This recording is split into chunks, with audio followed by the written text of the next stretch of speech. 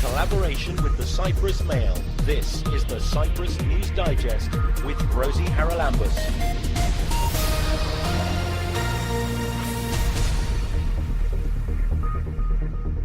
Coming up on the programme this week, we hear about groundbreaking new research at the Cyprus Institute of Neurology and Genetics. We now have a platform that we can use to study and diagnose diseases which are related to DNA. And we discuss at length a holistic view of sustainability and how it can be applied in Cyprus. The message to people is to think sustainably and act responsibly. The Cyprus Institute of Neurology and Genetics held a press conference last week announcing the results of a research programme funded by the RCB Bank using next-generation sequencing, which helps scientists to read the entire DNA and identify potential errors. I spoke after the conference to the Chief Executive Medical Director of the Institute, Professor Leonidas Phylaktou, who explained the significance of the research programme. In a nutshell, the significance of this research is that we now have a platform that we can use to study and diagnose diseases which are related to DNA, mostly inherited diseases, compared to the past with the previous technology.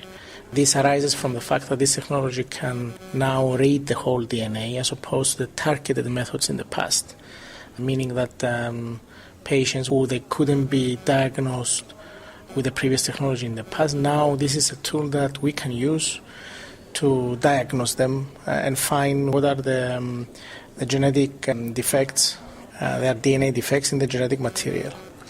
If I understood correctly, then, there were some people in the past who couldn't be diagnosed because you didn't have the full picture of their DNA. Yeah, we couldn't read, as we say, their DNA, their complete DNA. So now that you can, are there things that you can detect that confirm previous diagnoses as well as new ones? It depends what you mean. They confirm if the previous technology was good enough to detect, there wasn't any need to put them through the new technology. Okay. And now, if they were diagnosed beforehand based on their symptoms, yes, this method can be used to stamp seal their diagnosis because we identify the actual cause of the disease in their DNA. Now, the other thing, of course, is that we don't know what some of the defects that presumably show up in the DNA may be causing. Yeah, exactly. Yeah. So we don't know, in many patients, we don't know what is the cause of the disease. But if you detect a defect in the DNA, how then do you follow that up to say, well, this is the cause? Because surely more research needs to be done to see which particular defects affect which particular illnesses. Yeah, this is combined with the clinical symptoms of the patient, basically. That's how we understand that the genetic defect is the cause of the disease. It's based on the category of the disease. In some cases that there is a question mark, we do further studies knowing where the gene is now. We'll do further research studies with that gene to prove at a model system that this is the cause, basically. So we do follow-up studies in the lab. And what follow-up are you going to be doing to this research? Where do you go from here now that you've got to this point? It depends on the case. If we're talking about new genes that cause diseases, then it's a matter of just going and characterize the gene and how this affects the people through the disease. The patients who we know are well characterized based on this genetic diagnosis can actually see whether they can get proper treatment. And what I meant was, in terms of more research, you've achieved your target with this one. There are presumably many other areas of research, and I know you work closely with other institutions all over the world. Through this program, you mean? No, I mean generally research at the institute. Oh, it's at very different levels. One aspect is developing new methodologies to diagnose diseases. A second aspect is study diseases. A third aspect is developing and designing tools for new therapies. A fourth aspect is seeing basically what's happening in our population, the genetic epidemiology as we call it. There are many different aspects, but CING is doing tens of different projects, aiming at the end of the day, either directly or indirectly benefiting the patients. The Chief Executive Medical Director of the Cyprus Institute of Neurology and Genetics, Professor Leonidas Phylaktou. In collaboration with the Cyprus Mail, this is the Cyprus News Digest with Rosie Charalambous. Well, if you're a regular listener, you know that I bang on interminably, I'm sure some of you think, about the environment and sustainability. That's what we're going to talk about this week with Andreas Partauridis from Conscious. He's going to tell us about the company which deals very much with environmentally responsible living and buildings and communities. So let's have an overview first, if we may, Andreas, about Conscious and what it does. Conscious is formed back in December 2018 and we have launched early 2019. And our aim here is to create the systems, the schemes in a sustainable fashion. We are here to enhance the transformation that is happening all over the world and support at national level the citizens and the society. Now, you've got a lot of qualifications in sustainable living, but I presume that you need to prioritise, now that you're in Cyprus, what we should be doing first, because there are so many problems with the way we live here in Cyprus in terms of environmental impact that we need to do so many things, but presumably we have to go one step at a time. Yes, indeed. The change doesn't happen through a night. And we should pay, I think, most of our focus at a national level on zero waste practices, how to refuse first, then reduce, reuse, recycle, keep it as a last.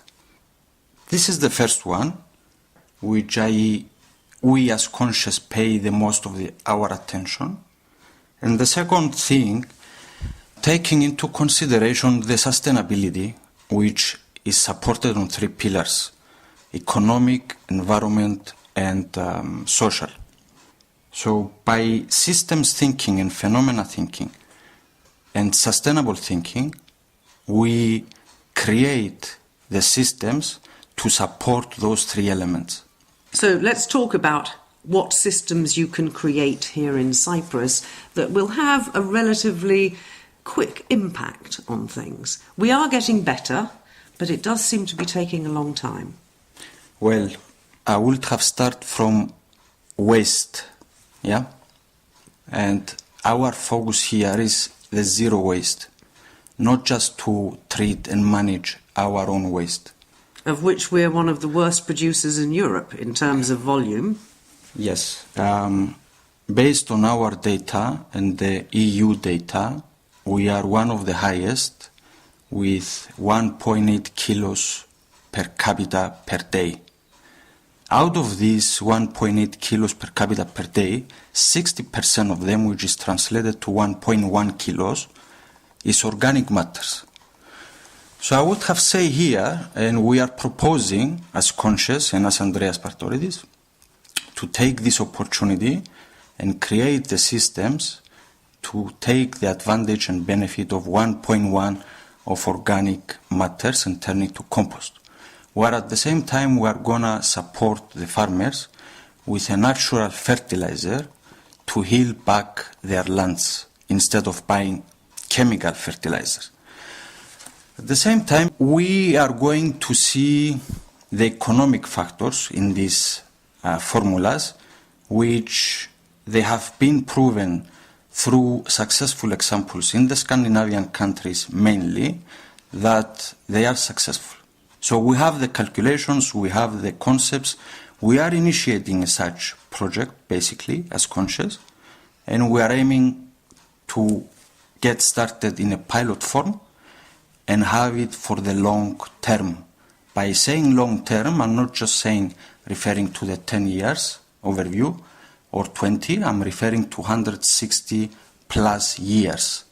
And through the process, we'll identify the future generations, basically will identify the opportunities and introduce then the new opportunities in the current system. So we are shaping with that initiative and such projects sustainability. Let's stick with composting then. We do have some composting on a fairly large scale in Cyprus, but I think you're also interested in introducing it into smaller communities. So how would that work? Are you talking about individual villages, areas of towns? Because the urban areas can be a problem. People have gardens, they have organic waste. Everybody's got organic waste from their kitchens, for example. Fruit peelings, eggshells and so on. All of that can be composted. And I wonder how you get people to opt in to something like that. Yes. What we mainly the people look after is the cost incentives. They want to see how with their participation are going to save money in the process. Most of the people, this is what they see first. So let's put the systems down there, which we are designing for suburb areas of Limassol, and then we are gonna take the same concepts and principles to design in rural areas, and at the same time we can hit as well cities with such systems and schemes. So what I would have say here that people who will participate in such communal system, they will have the right and in the process to claim less of their annual municipality fees. And the overall aim at the end of the day for me and as conscious is no one should pay for any such municipality fees. Those money that we spend on average 90 euros in a community per year, I can spend it in creating something more with value added instead of just give this money and at the end of the day create more. Well, if you see the downstream, I mean, there is a massive energy that we spend out there to treat such waste. So I come and propose take the 60% as a start, get the benefit out of it, and at the same time let's work on the remaining 40% to take as well the benefit out of it. All right, organic waste is probably one of the easier things for people to help with, but there are other waste products that we tend to just chuck in the bin here in Cyprus. So what to do with those? Clothes, metal, electrical goods, everything, and particularly some of the electrical goods, mobile phones and things, they have precious metals inside them, which I don't know that we're actually doing a great deal about in Cyprus. There are a lot of such products that they are getting wasted at the end of their lifespan, indeed. In Limassol, recently we have opened on a district level 4 green points. So the customers, they are responsible to take those items like TVs and electrical appliances that they are no more in use to such points, and the points they will treat them and they are gonna reuse them and they will take out the advantage and benefit of such, in parentheses, waste, if you like, which for me there is nothing to waste at all. Now when it comes to clothing, simple example that I can give to the people here is that in my family we prefer to purchase for my 4-year daughter a used clothing, and the ones that she is not anymore in use, either we donate it or we keep it within the community and within our system. For instance, I have a neighbor who she's delivering in a week time and she's gonna have a daughter as well. So the clothing of 1 to 2 to 3 years old, which I'm not gonna need it anymore for my daughter, I keep it aside and I will offer them for free to this lady. So at the same time, she's not going to go and spend high values on purchasing new ones. And at the same time, she's not going to spend on her fuel to travel from the village to the town and find those brand new clothings. So those basic small examples are regenerating the systems. Another simple, to the point example is when you get down to the fish market to purchase your fish, what we do, we take our own glass jars, containers, where we ask the people in the fish market, please can you put the fish after cleaning and everything in the container? And they do so, and they're happy. And at the same time, we didn't use 3 plastic bags, which at the end of the day, I don't know what I'm going to do with them. And that can be applied to other things as well. I mean, you can take your own reusable bags when you buy vegetables, and you can take glass jars when you want to buy nuts or whatever else. So there are things people can do if they just get organised, because often they don't think how they can cut their consumption of single-use plastic bags, of all sorts of other things that we've taken for granted for years. And yet there are some very simple and inexpensive options that in the end probably also save you money. That's correct. What we believe is that people, they know how to do it and what to do at a certain level. What is lacking from the system of such thinking is firstly the cost incentive, and the people in general are interested, why should I spend so much time and effort on doing that from the moment that I have the plastic bags for free. So when we come as a society and say, okay, you're gonna need to pay for each bag a certain amount for the first 6 months, and then the price goes higher, and at the end of the day, as a society, we should request, if you like, to ban completely the use of one-time plastic bags. Well, it's been done elsewhere, but I have to say I was pleasantly surprised when they did bring in even a tiny charge for plastic bags, that the behaviour of people in supermarkets changed very quickly, and it's very rare now to see somebody taking a plastic bag from a supermarket, and if they do, they tend to get funny looks from the other shoppers as well. So It's becoming socially unacceptable, isn't it? That's correct. That's correct. It's all about how we learn to live and how people get used to things. So if you compare our culture with other Western European, especially Scandinavian cultures, well, I wouldn't say that they are better than us, or they have the skills or better knowledge, or it's just they have a solid and a sustainable system which they follow. But they also have a much deeper understanding of the impact that the way we are living at the moment is having on future generations and our environment. Let's come, if we may, to housing, because I know that you're also qualified as an engineer to deal with sustainability in housing and greening of housing.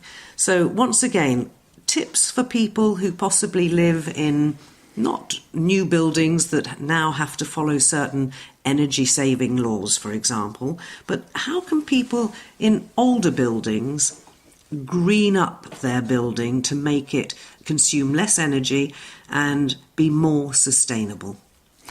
Well, there is kind of, I wouldn't have liked to say misinformation, it's kind of, we concentrate only on energy efficiency.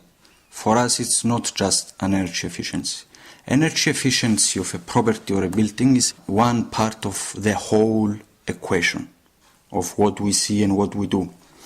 So we take the water efficiency, we take into consideration, we take the energy efficiency, and so many other things and elements, name it transportation.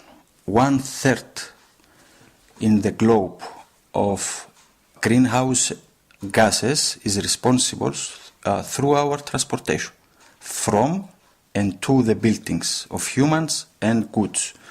So we see the physical location of the property. We see the opportunities, and on an individual property scale, we design accordingly. There is nothing standardized out there. There are procedures where I can insulate my property to consume less energy, yes, but what about the water? What about the transportation? What kind of impact do I put through my operations, daily operations? So what can you do in an old property to reduce your use of water and to reduce your need for transport? I mean, that just depends where you live, doesn't it? It does indeed, and I see the great opportunities of old and abandoned properties out there in our country, where I see those great opportunities where we can take those properties, reinstate them to comply with sustainability, not just energy efficiency. And simple steps to take into energy efficiency is insulate your property. Let's see how much sun it takes during the day, this property, and add photovoltaic panels. If you think that 320 days per year in our country there are sunny days, it's more than 90%. But the problem with that is that it's also still very expensive, and the government schemes over past years to encourage people to put them on their buildings largely failed, and a lot of people did it and then didn't get the subsidy that they were promised. And I'm not sure what the current situation is. I think the government was looking at reintroducing some sort of encouragement to householders, but we haven't seen it come through yet. That's correct. I was one of the people out there who I was aiming to upgrade my existing housing to higher energy efficient levels and adding photovoltaic panels. And I have obtained 4 quotations from companies that they provide photovoltaic panels. Roughly speaking, per 1 kilowatt hour, the cost is 1,000 to 1,300 euros. And what's the payback? The payback is that at the end of the day, you are going to pay the standard fees of 30 euros connected on the grid, which is the net metering system, basically. Smart meters. Yes, the net metering, it's plus and minus. Mm-hmm. So I have produced, I have consumed, and it goes on plus and minus. So I still have to pay the standard fee to the grid.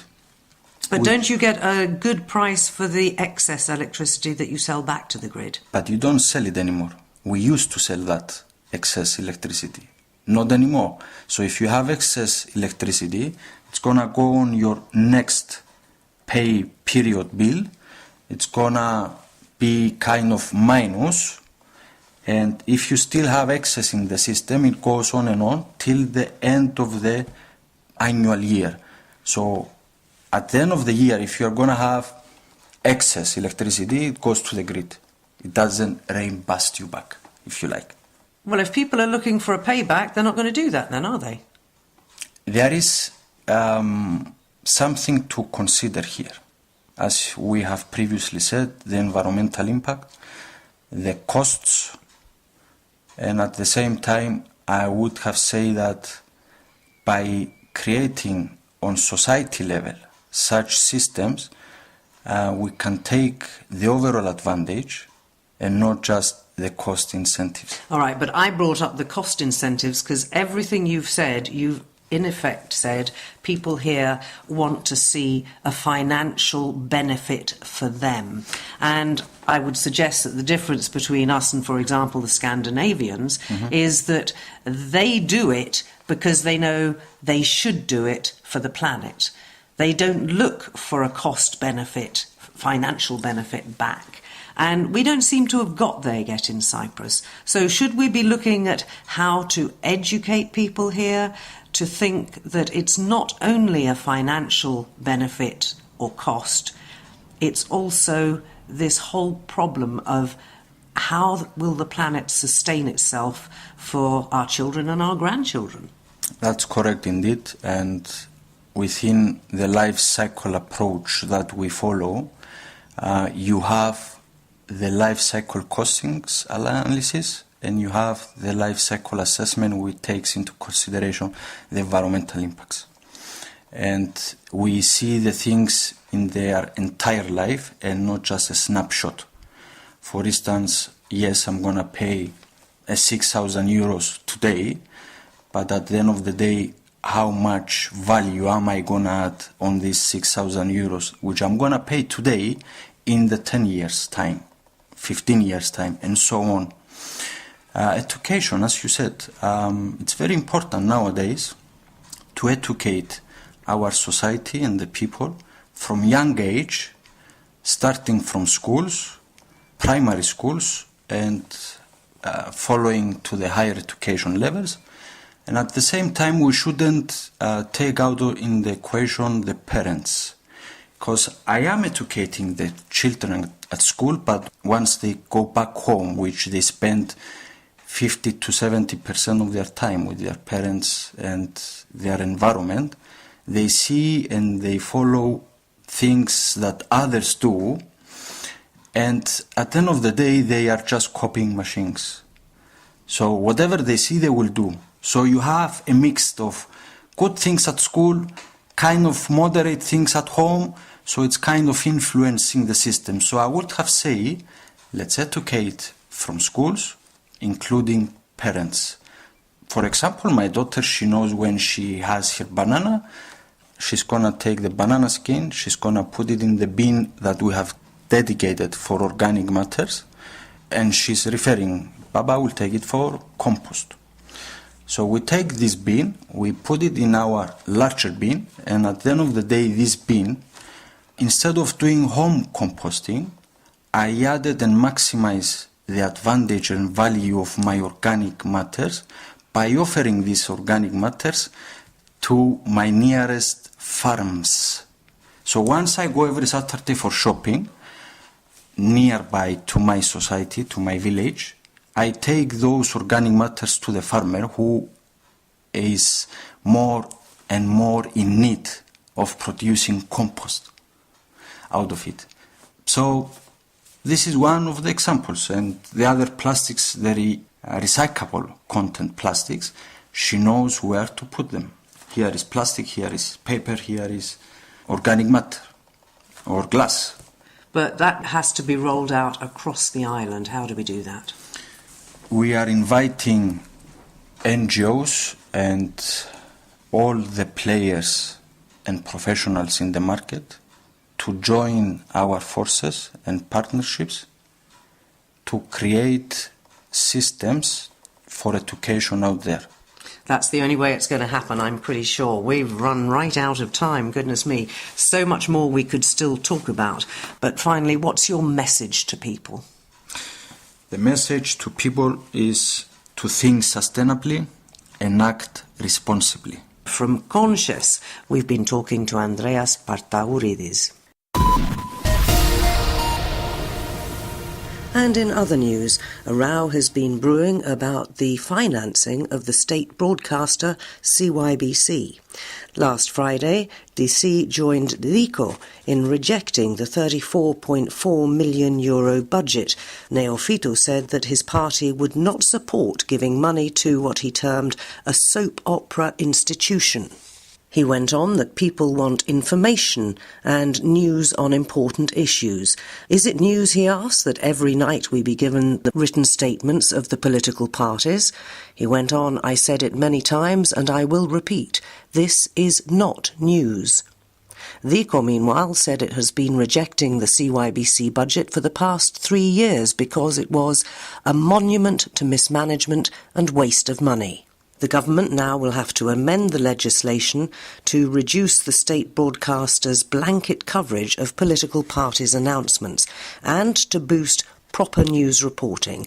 That was the position taken by Interior Minister Konstantinos Petridis, who said that CYBC suffered from chronic distortions. The board has been given 1 month to present a new structure that will meet the contemporary needs of a modern television station. New employment plans must also be drawn up, since the broadcaster currently relies on workers on indefinite-term contracts who have no prospects of advancement or indeed substantial pay rises. Under parliamentary rules, a new budget must be sanctioned by the Cabinet and then submitted to Parliament, and a fresh vote be held in the plenum.